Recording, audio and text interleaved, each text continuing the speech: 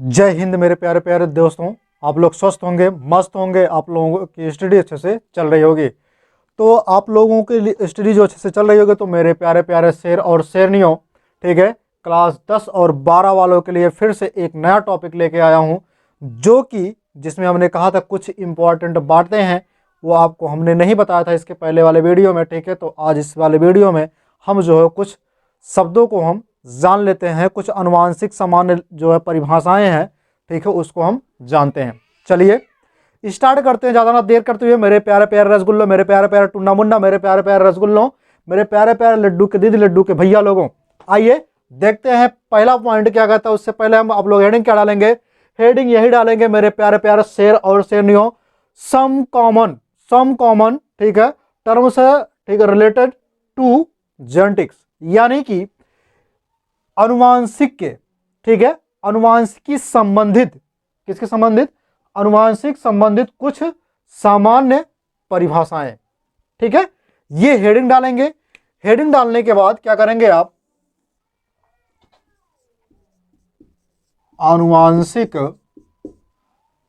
अनुवांशिकी संबंधित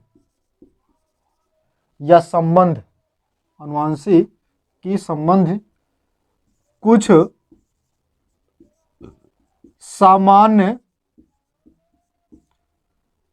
परिभाषा, ठीक है, परिभाषा कहिए या फिर शब्द, ठीक है। इतनी बातें क्लियर हो गई। अब आगे चलते हैं। अब देखते हैं पहला परिभाषा क्या है। इसमें कह रहा है एलील्स। क्या कह रहा है मेरे प्यारे प्यारे रसगुल्लों? एलील्स की बात कर रहा है, जिसको आप बोलते हो युग्म विकल्पी। क्या बोलते हो भैया? युग्म विकल्पी। क्या बोलते हो? युग्म विकल्पी। इसको हिंदी में बोलते हैं युग्म विकल्पी। क्या बोलते हैं? युग्म विकल्पी बोलते हैं, ठीक है। एलील्स को हिंदी में क्या कहते हैं? युग्म विकल्पी। तो आप हेडिंग लगाएंगे युग्म विकल्पी का और लिखेंगे क्या मेरे प्यारे प्यारे टुन्ना मुन्ना? उसमें लिखेंगे आप एक ही गुण के, भेली वाला गुण की बात नहीं कर रहा हूं, आपके अंदर जो कैरेक्टर है, एक ही गुण के विभिन्न विप्रयासी मतलब अलग अलग, विभिन्न विप्रयासी रूपों को प्रकट करने वाले, अलग अलग रूपों को प्रकट करने वाले लक्षण कारकों, यहां कारकों का मतलब होता है जीन। किससे तात्पर्य है? जीन। लक्षण कारकों को एक दूसरे का युग्म विकल्पी कहते हैं। इतनी बातें क्लियर हो गई। मेरे कहने का मतलब क्या है भैया? युग्म विकल्पी आप उसे कहेंगे जिसका एक ही गुण विभिन्न विपर्यासी मतलब अलग अलग गुण को एक दूसरे को प्रकट करे, उसे क्या कहेंगे? युग्म विकल्पी कहेंगे। तो मेरे रसगुल्लों, मेरे शेर और शेरनियों, पहला पॉइंट आपको क्लियर हो गया है ना। जब मेरे लाला, मेरे सुग्गा, जब पहला पॉइंट क्लियर हो गया तो दूसरा भी क्लियर होगा। दूसरा आपका क्या है? फैक्टर है। क्या है? तो मेरे शेरों, दूसरा है फैक्टर। फैक्टर को हिंदी में कहते हैं कारक। क्या कहते हैं? कारक। तो आप दूसरी हेडिंग लगाएंगे कारक। क्या लगाएंगे? कारक। अब देखिए भैया, कारक किसे कहते हैं इसको भी आपको जानना है। कारक का तात्पर्य यहां क्या है? जीन से है। तो आप क्या कहेंगे? देखिए, मेंडल द्वारा प्रस्तावित, मेंडल ने कुछ चीजों को रखा था, प्रस्तावित वंशागत की स्वतंत्र विच्छेदन इकाई, स्वतंत्र विच्छेदन मतलब अलग अलग इकाई, जो आज जीन के रूप में जानी जाती है। हमने पहले ही कहा है मेरे प्यारे प्यारे रसगुल्लो, कारक किसे तात्पर्य रखता है? जीन से। समझ में आ गया? तो दूसरी बातें आपको क्लियर आ गई होगी समझ में। चलिए तीसरी बात जान लेते हैं मेरे प्यारे प्यारे शेरों, ठीक है, मेरे प्यारे प्यारे शेरनियों। अब देखिए भैया, इसमें कहा है जीन्स। क्या कहा है? जीन कहा है, जीन्स नहीं पहनने वाला, ठीक है। इसमें क्या कहा है? जीन कहा है। देखिए भैया, यहां पे जीन की अगर हम बात करें तो जीन किसे कहते हैं इसको हम जान लेते हैं। जीन है वंशागत की मौलिक इकाई। किसकी इकाई? जो वंशागत होता है, मतलब एक पीढ़ी से दूसरी पीढ़ी में चलता है, उसकी छोटी इकाई की बात कर रहा है। तो मौलिक इकाई मतलब क्या होता है, इकाई मतलब क्या होता है, यूनिट मतलब इकाई मतलब छोटा होता है, छोटी इकाई जो किसी लक्षण विशेष का निर्धारण करती है, जो किसी लक्षण का क्या करती है, निर्धारण करती है। मतलब ये होता है कि जो आपके मम्मी पापा का जीन होगा मेरे रसगुल्लों, वो आप में कुछ ना कुछ गुण ट्रांसफर हुआ होगा जो कि जीन पर निर्भर करता है। जैसे कहते हैं ना, जैसे माई वैसे धिया, जैसे काकर वैसे बिया। तो ठीक है, ये कहावत है, उसी के आधार पर ये है अनुवांशिकी। ठीक है, तो इसमें देखिए भैया अगला पॉइंट क्या कह रहा है, कह रहा है होमोजाइगस। होमोजाइगस, होमोजाइगस को हम क्या कहते हैं, होमोजाइगस को बोलते हैं समयुग्मजी। क्या बोलते हैं मेरे रसगुल्लों, समयुग्मजी। होमोजाइगस को क्या बोलते हैं, समयुग्मजी।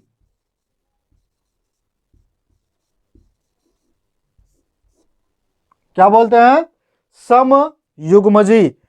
समयुग्मजी मतलब जिसके समान हो, क्या, एलिल्स।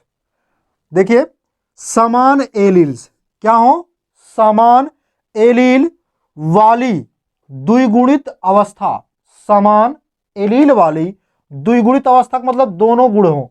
ठीक है, कहने का मतलब द्विगुणित अवस्था, उसके गुण क्या हो, समान हो, शुद्ध प्रजननी। ठीक है, शुद्ध प्रजननी।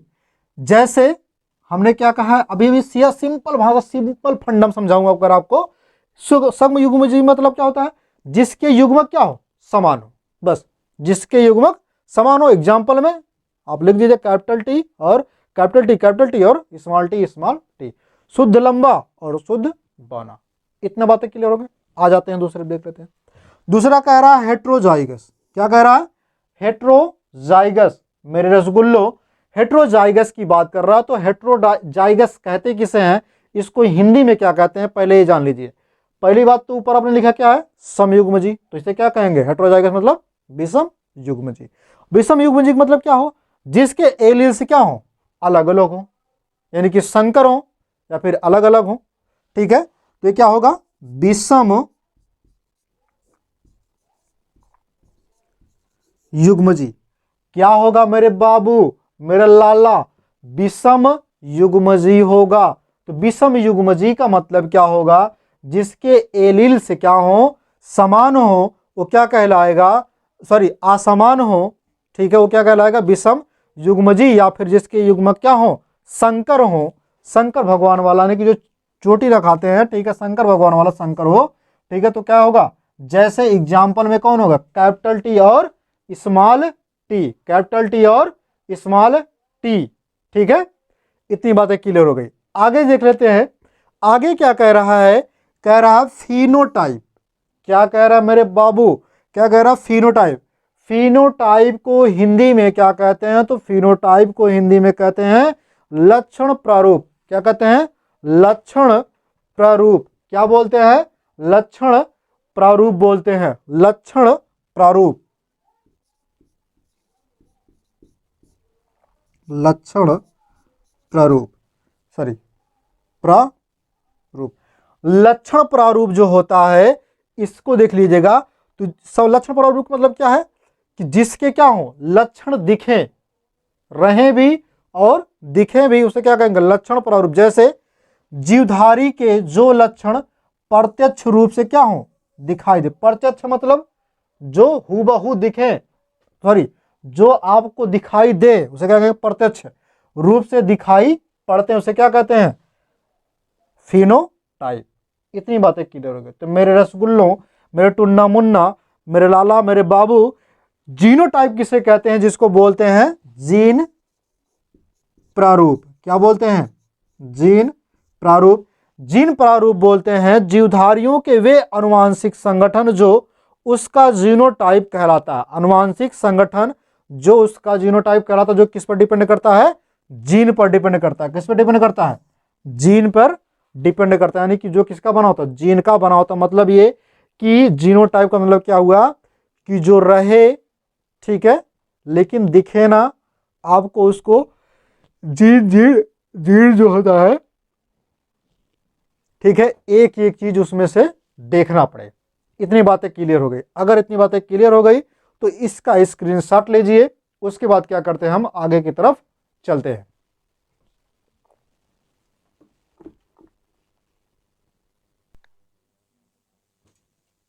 चलिए मेरे शेरों, आप लोगों ने स्क्रीनशॉट ले लिया होगा। चलिए कुछ बातें और थी, जैसे 8वीं बातें क्या है, 8वीं वाले में कह रहा हाइब्रिड। हाइब्रिड यानी कि जिसको बात करते हैं संकर की, हाइब्रिड जिसको हिंदी में क्या कहते हैं, संकर। क्या कहते हैं, भोलेनाथ वाला शंकर की बात नहीं कर रहा हूं, महाकाल वाला, ठीक है, जिसके, समझ में आया। तो हाइब्रिड जो होता है, दो शुद्ध, कैसे हो, दो शुद्ध समयुग्मजी, कहने का मतलब जब दो शुद्ध नस्ल वाले को लेकर के उसके जनक वाले से जब क्रॉस कराएंगे तो प्रथम पीढ़ी में जो संतान प्राप्त होगी उसे क्या कहेंगे, हाइब्रिड कहेंगे। यानी हाइब्रिड का मतलब कैपिटल टी और स्मॉल टी। समझ में आया मेरे रसगुल्लों, वही चीज हमने लिखा है। पहली बात क्लियर हो गई। दूसरी बात देख लेते हैं। दूसरी बात जिसको बोलते हैं, ठीक है, हाइब्रिडिजेशन, ठीक है, हाइब्रिडिजेशन जिसको कहते हैं संकरण, क्रॉस, क्या बोलते, सॉरी संकरण बोलते हैं, क्या बोलते हैं, संकरण, ठीक है। अब उसके बाद समझते हैं इसमें क्या चीज है कि तुलनात्मक लक्षण, जो तुलना करने वाला लक्षण हो, ठीक है, लक्षणों वाले जनकों के मध्य कराया क्रॉस, ठीक है, जो तुलना करने वाले, मतलब जैसे माता पिता का तुलना यदि किया जाए, माता पिता का तुलना बच्चे से किया जाए तो ठीक है, उसके मध्य जो क्रॉस कराया जाता है उसे क्या कहेंगे, ठीक है, उसे कहेंगे संकरण कहेंगे। समझ में आया, जिसको बोलते हैं क्या, क्रॉस कराना। संकरण को क्या बोलते हैं, क्रॉस कराना। उसके बाद है डोमिनेंट। डोमिनेंट को हिंदी में कहते हैं प्रभावी। क्या कहते हैं, प्रभावी कहते हैं।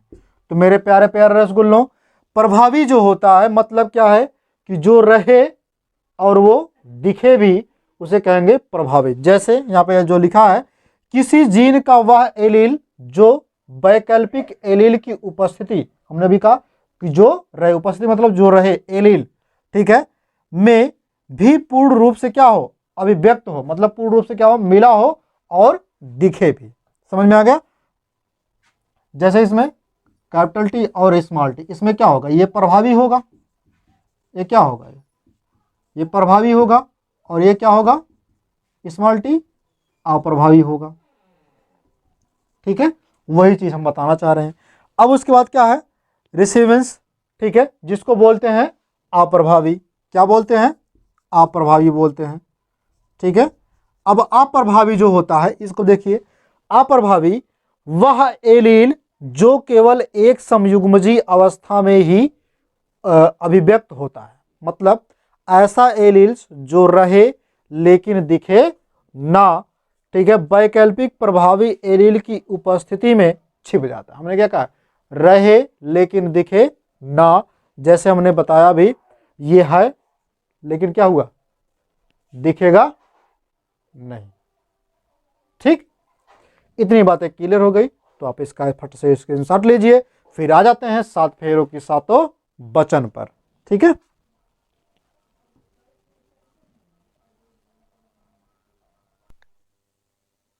तो आप लोगों ने स्क्रीनशॉट ले लिया होगा।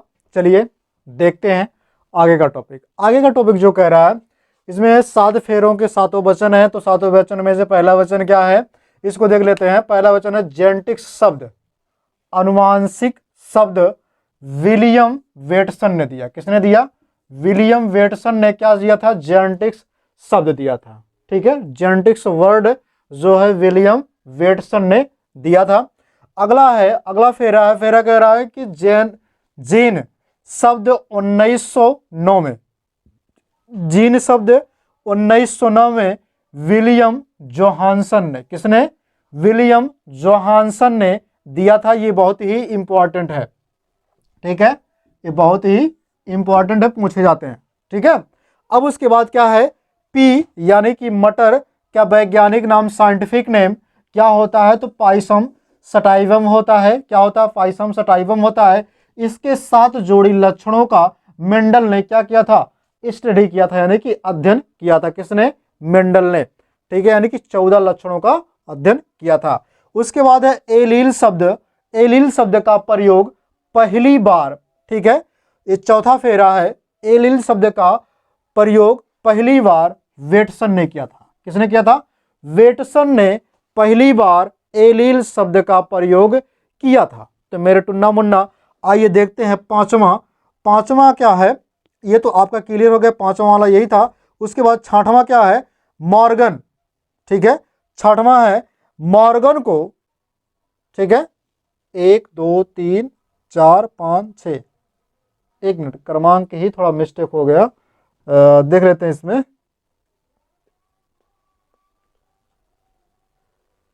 ओ, एक चीज इसमें मिस्टेक हो गया, उसको हमने नहीं लिखा, तो इसमें थोड़ा सही कर लेते हैं। ये पांचवा है, पांचवा ये आपका हो गया। 1 मिनट, ये पांचवा हो गया और ये छठवां हो गया। तो पांचवा फेरा क्या कहता है, इसको देख लेते हैं। मॉर्गन को, ठीक है, मॉर्गन को प्रयोगात्मक अनुवांशिकी का जनक माना जाता है। किसको? टी.एच. मॉर्गन एक वैज्ञानिक हैं, इनको जो है प्रयोगात्मक अनुवांशिकी का जनक माना जाता है। आइए छठवां जो है फेरा देखते हैं कि वेटसन जो होते हैं, कौन है? वेटसन। वेटसन को अनुवाद आधुनिक, ठीक है, अनुवांशिकी का जनक माना जाता है। यानी कि नया जो होता है, आधुनिक मतलब क्या होता है? नया। ठीक है, आधुनिक अनुवांशिकी का जनक माना जाता है। किसको? वेटसन को माना जाता है। उसके बाद आता है सातवां और लास्ट फेरा, उसके बाद स्वाहा होगा। इसमें क्या है? जेनेटिक्स यानी कि वाटसन, ठीक है, सॉरी, जेनेटिक्स यानी कि अनुवांशिक शब्द का प्रयोग डब्ल्यू वाटसन ने, किसने किया था? डब्ल्यू वाटसन ने 1905 में नाम दिया था। किसने? जेनेटिक्स शब्द जो है नाम, ये डब्ल्यू वाटसन ने 1905 में दिया था। तो सातवां फेरा आपका यहीं पे समाप्त होता है और अब जाकर के स्वाहा हो जाएगा। ठीक है, तो आज की जो वीडियो है यहीं पर ये स्वाहा होती है। तो आप लोग हंसते रहिएगा, मुस्कुराते रहिएगा और अपने टॉपिक को अच्छे से पढ़ते रहिएगा। जय हिंद।